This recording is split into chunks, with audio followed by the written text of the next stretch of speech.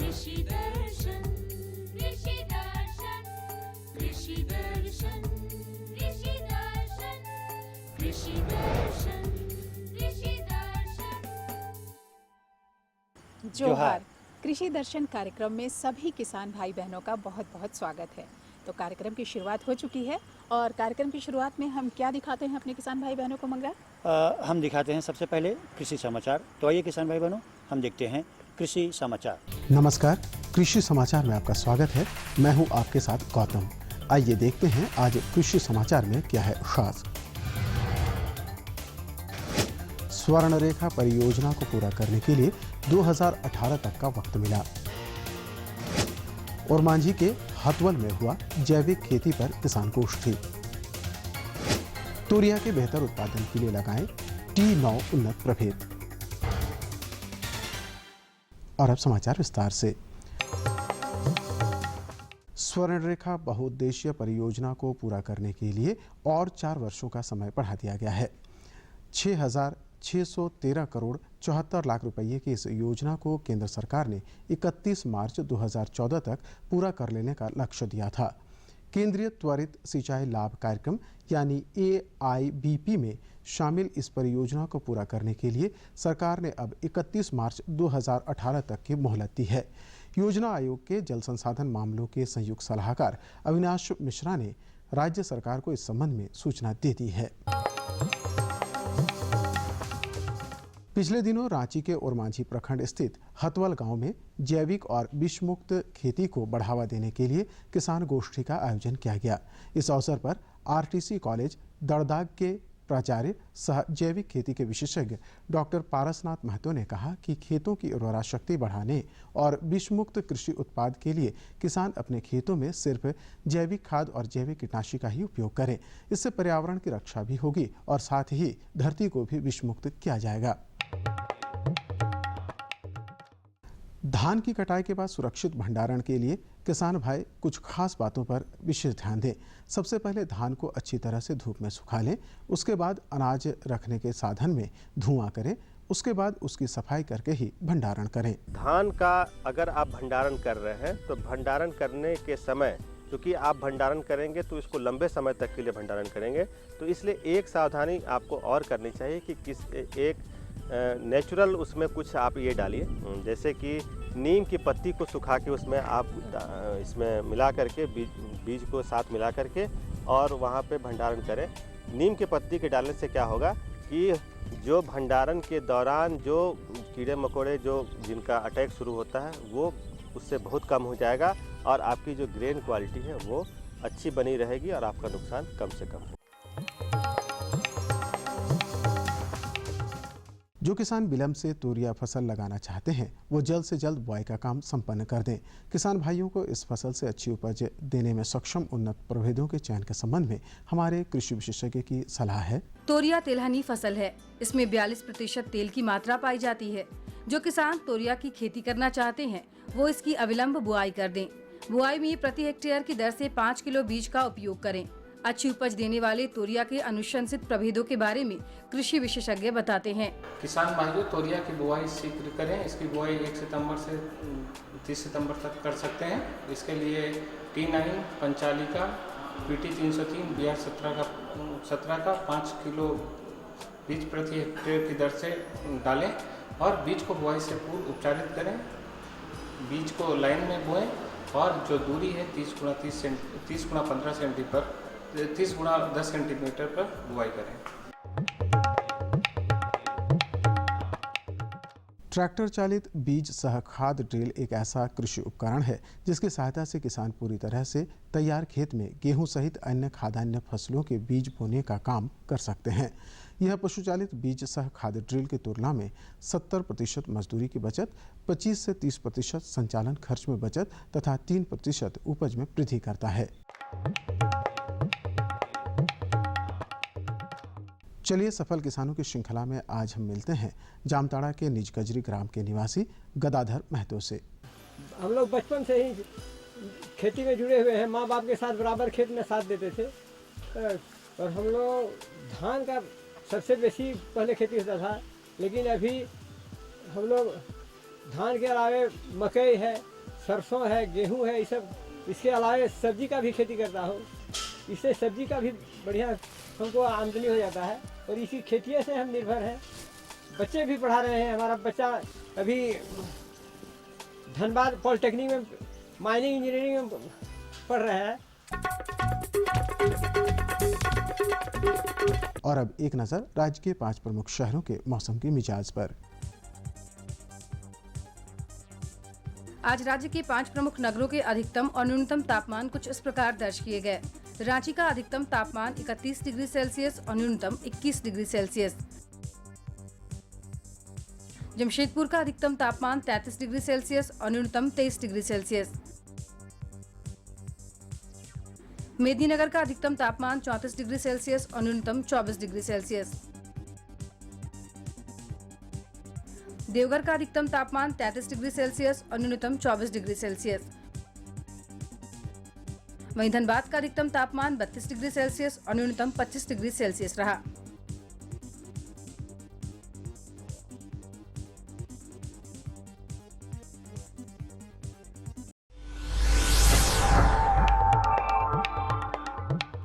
और अब मंडी भाव में आइए नजर डालते हैं अनाजों के भाव पर।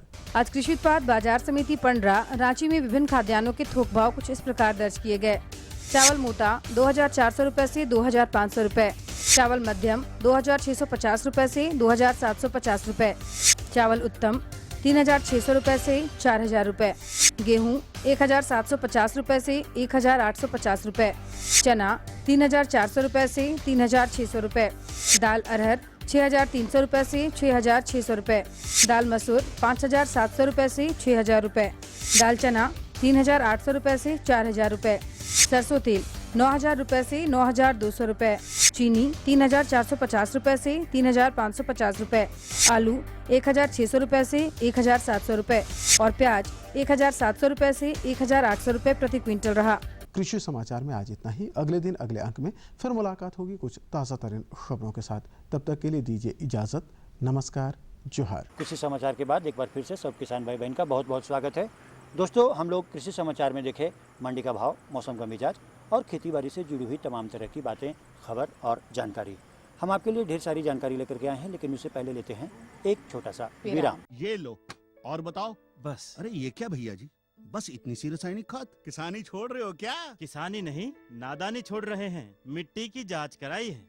अब तो लालाजी जितनी जरूरत है उतने ही उर्वरक खेत में डालेंगे। हाँ, किसान भाई आज ही अपने जिले की नजदीकी भूमि परीक्षण प्रयोगशाला में मिट्टी की जांच जरूर करवाएं और मिट्टी में पोषक तत्व, नमी व पौधे के विकास को देखते हुए केवल जरूरत के अनुसार ही पोषक तत्व डालें। और हाँ, मिट्टी में गंधक, जस्ता, बोरोन जैसे सूक्ष्म पोषक तत्वों का पता लगाना भी न भूलें।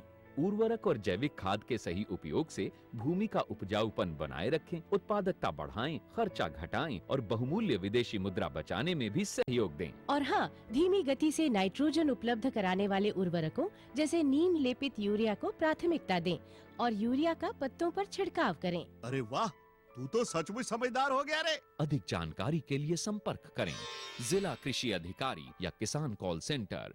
विराम के बाद आप सभी किसान भाई बहनों का एक बार फिर से बहुत बहुत स्वागत है। तो जानकारियों का सिलसिला शुरू करते हैं। बिल्कुल शुरू करते हैं। तो केतकी भौजी, बात ऐसा है कि हमारे झारखंड में जितनी अच्छी खेती होती है उतने ही कुशल और बेहतर हमारे यहाँ के ग्रामीण पशुपालक हैं। बिल्कुल, कई लोग मुर्गी पालन से जुड़े हुए हैं, कई लोग बकरी पालन से जुड़े हुए हैं और कई लोग सूकर पालन से जुड़े हुए हैं। तो आज हम आपको सूकर पालन के बारे में जानकारी देंगे कि सूकर पालन हम करें तो इससे ज़्यादा से ज़्यादा मुनाफा लेने के लिए किन बातों का ख्याल रखें, किन बातों पर विशेष ध्यान दें, सूकरों की किस तरह से हम देखभाल करें कि हमको उसका ज़्यादा से ज़्यादा मुनाफा मिले। अगर जाहिर सी बात है कि अच्छा देखभाल होगा, उचित देखभाल होगा तो हाँ बिल्कुल उसका फायदा हमें मिलेगा। तो आइए इस विषय पर हम आपको जानकारी दिलवाते हैं अपने विशेषज्ञ। जानकारी दिलवा रहे हैं डॉक्टर रविंद्र कुमार। किसान भाइयों, जैसा कि हम जानते हैं कि हमारे झारखंड प्रदेश में कृषि के साथ साथ गौ पालन, मत्स्य पालन एवं सूकर पालन भी बहुत बड़े पैमाने पर किया जाता है। तो आज के इस अंक में हम आपको किसान भाई बताएंगे कि सूकरों में होने वाली बीमारी, उनके बचाव एवं उनके लक्षण कैसे पहचानें, इस बारे में विस्तृत जानकारी देने के लिए हमारे साथ डॉक्टर रविंद्र कुमार मौजूद हैं। तो सबसे पहले हमें ये बताएं कि वो कौन कौन से प्रमुख बीमारी हैं जो सूकरों में लगती हैं। हाँ, सूकरों में जैसे कि बीमारियों की जब बात करते हैं तो ऐसा देखा जाता है कि सूकरों में बहुत ज़्यादा बीमारियां नहीं होती। दूसरे स्पेसीज पशुओं की तुलना में अगर देखते हैं तो सूकरों में उनकी तुलना में बीमारियां कम होती है। लेकिन कुछ मुख्य बीमारियां हैं सूकरों में जिनकी पहचान, जिनका इलाज करने से हमारे किसान भाइयों को जो हानि होती है उससे वो बच सकते हैं। तो इसमें जो अगर बीमारियों की बात करते हैं तो जीवाणुजनित, विषाणुजनित और पैरासिटिक जो कृमि से जो बीमारियां होती है, कुछ बीमारियां हैं। तो जिसमें जीवाणुजनित जो बीमारी है वो मुख्य रूप से इसमें HS नामक बीमारी होती है, जो बीमारी से जीवाणु से होती है। और विषाणुजनित जो बीमारी होती है सूकरों में, जो ज़्यादा प्रमुख है और जिससे सूकरों को ज़्यादा प्रभावित करती है, वो बीमारियां हैं स्वाइन फीवर, जिसको सूकर ज्वर भी कहते हैं, और FMD खुरहा चपका बीमारी जो होती है, दोनों विषाणुजनित रोग है। इसके अलावा जो है कुछ पैरासिटिक डिजीज़ होते हैं, जैसे कि कृमि, अंतःकृमि और बाह्य कृमि, ये बीमारी जो होते हैं ये मुख्य रूप से यही बीमारियां होती है सूकरों में। इससे ज़्यादा बीमारियां सूकरों में देखने को नहीं मिलती है और इनके बारे में हमारे किसान भाइयों को जानना बहुत ही ज़रूरी है। सूकरों के जीवन काल में ये जो बीमारी है कब लगती है, शुरुआत के दिनों में या मध्य में? ये जो बीमारियां होती है ये उम्र के हिसाब से भी कुछ होते हैं। ज़्यादातर जो बीमारियां होती है वो बच्चे से लेकर के, जैसे कि जो बच्चा अलग करते हैं 2 महीने या 1.5 महीने से लेकर के, और वयस्क जो सूकरों होती है उसमें बीमारियां देखने को मिलती है। खास करके जैसे कि हम जीवाणु जनित बीमारी की बात करते हैं, जैसे HS जो बीमारी होती है, ये सूकरों में बहुत ज़्यादा देखने को तो नहीं मिलती है, लेकिन इससे सूकर जो है प्रभावित हो सकते हैं। ये जो बीमारी है HS, जिसको गला घोटू भी कहते हैं, जिसकी पहचान हम लोग कर सकते हैं कि जो है कि उसमें गला फूलने लगता है, सांस लेने में तकलीफ होती है, नाक से पानी आने लगता है और तेज़ बुखार होता है। सूकर खाना पीना बंद कर देते हैं और धीरे धीरे जो है कि बीमारी का सही ढंग से इलाज नहीं होने से सूकर की मृत्यु हो जाती है। तो ये जो HS जो बीमारी है, ये खास करके ये देखा जाता है कि ये बरसात के मौसम में और गर्मी बरसात का जो मौसम होता है, जब तापमान बढ़ जाता है, वातावरण में आर्द्रता बढ़ जाती है और हमारे जो पशु हैं वो जब स्ट्रेस में आ जाते हैं, दबाव में आ जाते हैं, तो ये इस बीमारी का प्रकोप होने लगता है और इससे काफ़ी मोर्टलिटी होती है हमारे किसान भाइयों को, अगर जानकारी के अभाव में वो उसका सही समय पे इलाज नहीं करवा पाते हैं, जिससे इसकी जो है वो उससे सूकरों में मृत्यु हो जाती है। तो डॉक्टर साहब, जो सूकर का जो क्षेत्र होता है जहाँ पर हम लोग सूकर पालते हैं, उसका जो बहुत सारी बीमारी का कारण मेनली साफ़ सफाई होती है, तो वो हमारे किसान भाई को ये बताएं कि साफ़ सफाई कैसे करें वो अपने सूकर के लिए। हाँ, वो साफ़ सफाई से जो कि है कि इस बीमारी से बचाव कर सकते हैं, क्योंकि हाइजीन बहुत ही ज़रूरी है। आप अपने फार्म की सफाई करेंगे तो इस तरह की बीमारी के प्रकोप होने की संभावना कम हो जाती है। इसके अलावा और भी सारे सोर्स हैं जिससे बीमारी फैलते हैं। उसके अलावा एक बीमारी का और बताना चाहूँगा, जिसका FMD जो नाम है, खुरहा चपका बीमारी। ये खास करके खुरहा चपका बीमारी ये ठंड के मौसम में देखने को मिलता है और ठंड के पहले जो है इसका टीकाकरण अवश्य करवा लें। इसमें जो है कि मुंह में और पैरों में छाले पड़ने लगते हैं सूकरों में और इस छाले के कारण वो चलने में असमर्थ हो जाते हैं, खाने में असमर्थ हो जाते हैं और जो है कि सूकर कमज़ोर हो जाते हैं। उसके अलावा जो है कि दूसरे बीमारी से भी ग्रसित हो जाते हैं और उसकी मृत्यु हो जाती है। खास करके FMD से छोटे छौने में भी इसकी मृत्यु हो जाती है। दूसरा जो है कृमि के बारे में बात करते हैं कि अंतःकृमि और बाह्य कृमि का भी प्रकोप होता है। अंतःकृमि से बचने के लिए हमारे सूकर भाई को मैं बताना चाहता हूँ, सूकर पालक को, कि ये जो है कि नियमित रूप से 4 महीने में, अगर आप ग्रेजिंग के लिए बाहर छोड़ रहे हैं अपने सूकरों को, तो हर 4 महीने में कृमिनाशक दवा जो है कि अवश्य दें। और अदरवाइज़ अगर आप इंटेंसिव सिस्टम में रखे हैं, घर में रखे हैं, तो कम से कम 6 महीने में एक बार जो कृमिनाशक दवा, जो अल्बेंडाजोल और फेनविंडाजोल नामक दवा जो बाज़ार में उपलब्ध है, उससे करने से अंतःकृमि जो है उससे आप बचाव कर सकते हैं। इसके अलावा बाह्य कृमि भी होता है, तो इसमें आइवरमेक्टिन नामक दवा दे करके 1 ml प्रति 35 किलो वजन के हिसाब से आइवरमेक्टिन नामक दवा देने से जो भी बाह्य कृमि, जो खुजली होता है, ये चमड़े पे दाना हो जाता है, उसका आप ये दवा दे करके उसका इलाज कर सकते हैं। इसके अलावा जो है कि बीमारियों से बचाने के लिए खास करके विशेष रूप से ध्यान देना होगा और HS और FMD और स्वाइन फीवर की जो बात कर रहे थे, उसका बचाव जो है टीकाकरण के द्वारा कर सकते हैं। बाज़ार में इसका टीका उपलब्ध है, खास करके एचएस और एफएमडी का, और इस टीका को दे करके सही समय पे टीका दे करके इसका बचाव किया जा सकता है। एचएस और स्वाइन फीवर का टीका आप गर्मी से पहले लगाएं, और जो है कि एफएमडी का जो टीका है वो खास करके ठंड के मौसम से पहले इसका टीकाकरण करके इसका आप बचाव कर सकते हैं टीका का। उसके अलावा जो है कि साफ़ सफाई पर विशेष ध्यान दें, जो खाना दे रहे हैं वो उस पर भी विशेष ध्यान दें, और अपने बाड़े की सफाई रखें, गंदगी आसपास जमा ना होने दें। बहुत सारी बीमारियां जो होती हैं वो टिक्स के कारण भी फैलता है, कि जो गंदगी होने से जो टिक्स हो जाते हैं, वो मक्खी और मच्छर जो पनपते हैं, उससे जो है कि सूकरों में बीमारी का प्रकोप ज़्यादा हो सकता है, और जो है सूकर पालक भी इससे अफेक्टेड हो सकते हैं। डॉक्टर साहब, आप हमारे इस कार्यक्रम में आए, हमारे किसान भाइयों को इतनी अच्छी जानकारी दी, इसके लिए आपका बहुत बहुत धन्यवाद। वाह, क्या जानकारी है वाकई कि भाई देखिए, ये कम लागत में हम ज़्यादा से ज़्यादा मुनाफा, और कैसे छोटी छोटी बातों का ध्यान रखें हाँ। तो सुकर पालन में हम ज़्यादा मुनाफा कमा सकते हैं। बिल्कुल सही बात है। आगे हम आपके लिए जो विषय लेकर के उपस्थित होंगे, उससे पहले एक महत्वपूर्ण जानकारी एक छोटे से संदेश के रूप। अरे ओ सालू की माँ, आई जी आई, बस हो गया। अरे जल्दी करो, बहुत काम है।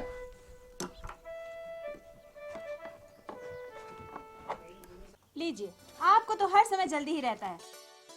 अरे बाबा, आज खेतों की जुताई भी करनी है और कई जगह फसलों पर दवा का छिड़काव भी करना है, समझी? अच्छा मैं चलता हूँ। ठीक ठीक। ठहरो बाबा, जरूरी चीजें तो भूले ही जा रहे हो। जरूरी चीजें? अरे पगली, सब कुछ तो ले ही लिया है। ये रहा कीटनाशी, ये रही मशीन, और ये रहा भोजन। और ये दस्ताना, मास्क और ये चश्मा। धत पगली, इसकी क्या जरूरत है? जरूरत है माँ, सुरक्षा के लिए। सुरक्षा के लिए? हाँ रामधन भैया, सालू ठीक कह रही है। जहरीले कीटनाशी के इस्तेमाल से पहले पूरी सावधानी बरतने की आवश्यकता है। इसके छिड़काव से पहले शरीर को पूरी तरह से ढक लेना चाहिए, खास करके नाक, मुंह, आँख, ताकि विषैले कीटनाशी का दुष्प्रभाव हमारे शरीर पर ना हो।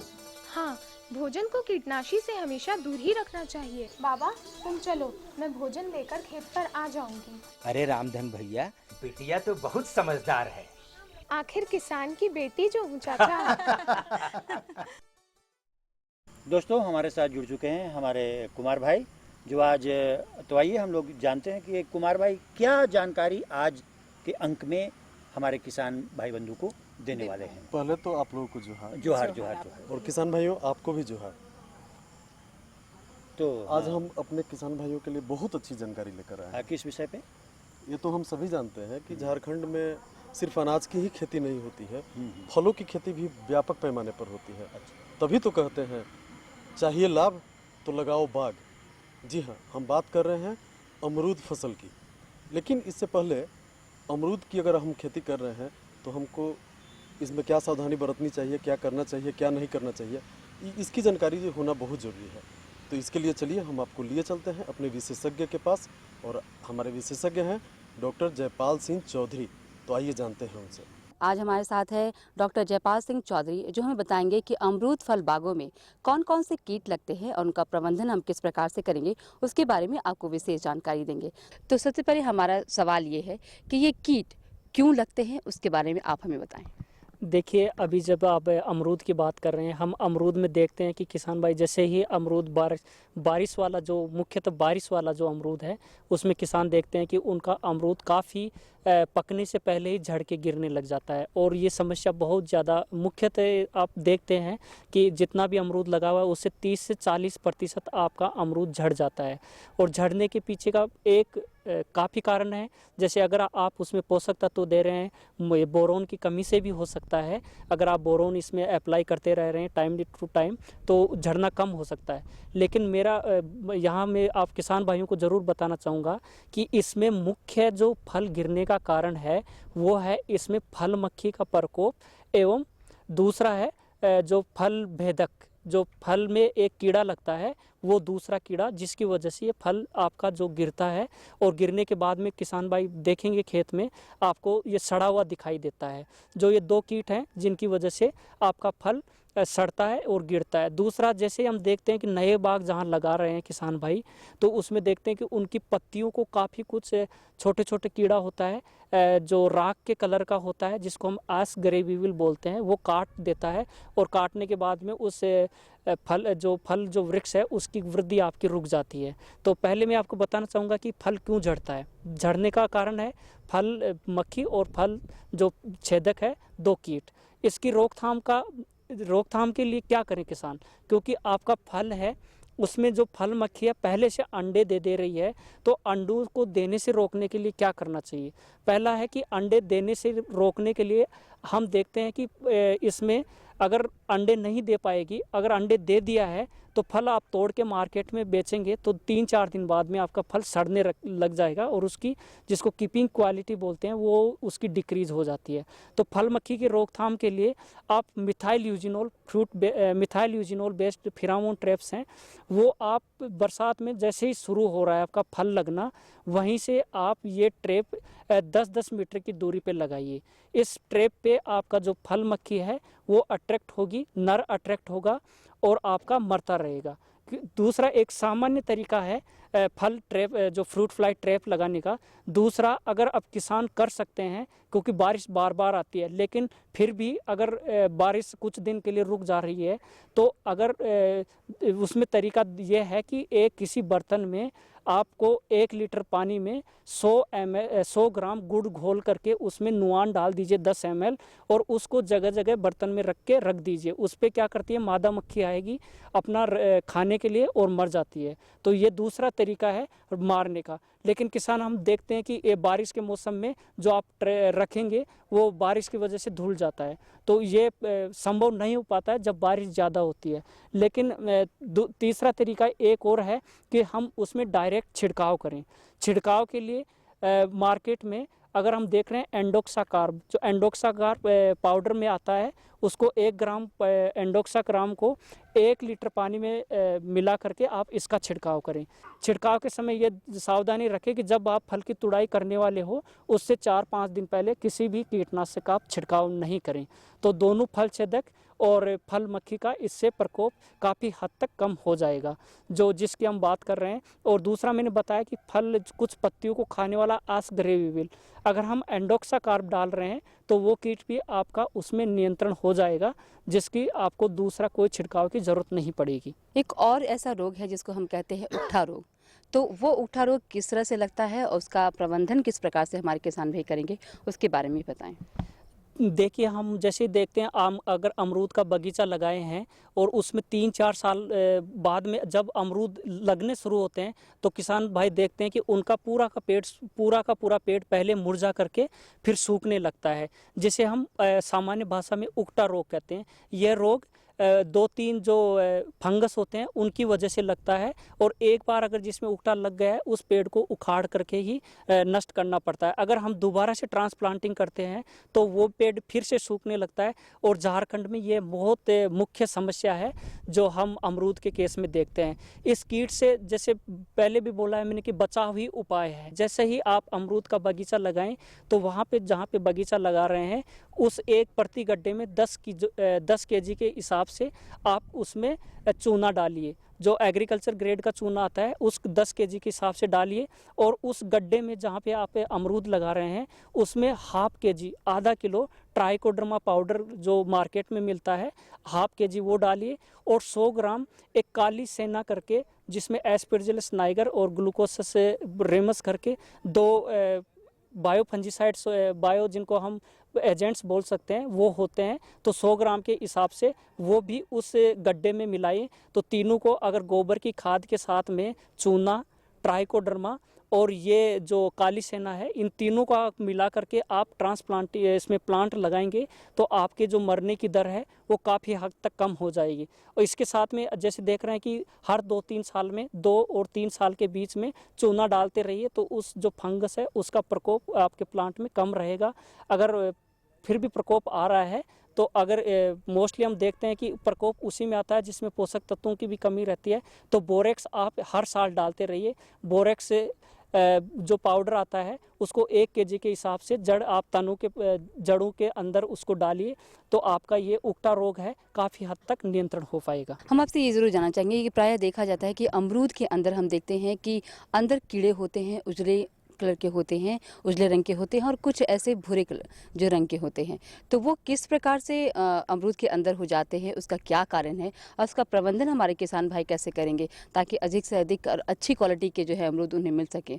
जैसे मैंने बताया कि फल मक्खी का जो भी आप जो बोल रहे हैं उजले रंग का कीड़ा जो पिल्लू आपको दिखाई देता है वो फल मक्खी का पिल्लू होता है, जिसका मैंने पहले उपाय बताया था। दूसरा ये है कि जैसे ही ऐसे फल आपको जहाँ पे मिलते हैं उनको आप उठा करके किसान भाई क्या करते हैं कि उसको खेत में छोड़े रखते हैं, तो ऐसा न करें, उसको सभी को इकट्ठा करके और नष्ट कर दें, या अपना जो सूअर पालन कर रखा है तो सूअर को खिला देंगे तो जो पिल्लू है उसको भी खा जाएगा। खाने से आपके किसी में सूअर में किसी में नुकसान नहीं होगा और वो आपको नुकसान भी नहीं होगा, और एक तरह से रोग को जो कीट है उसको कंट्रोल का काम भी करेगा। अन्यथा क्या होगा कि दोबारा से आपका वो पिल्लू मक्खी बन के दोबारा अंडे देगा और मक्खी की संख्या बढ़ती जाएगी और आप इसमें ज़्यादा से ज़्यादा पिल्लू आपको हर फल में ज़्यादा मिलने लगेंगे। तो साफ सफाई का अपने बगीचों में ध्यान रखें। अधिक उत्पादन के लिए अगर हम अमरूद के अधिक उत्पादन चाहते हैं, हमारे किसान भाई चाहते हैं, तो उसके लिए विशेष क्या करें उसके बारे में बताएं।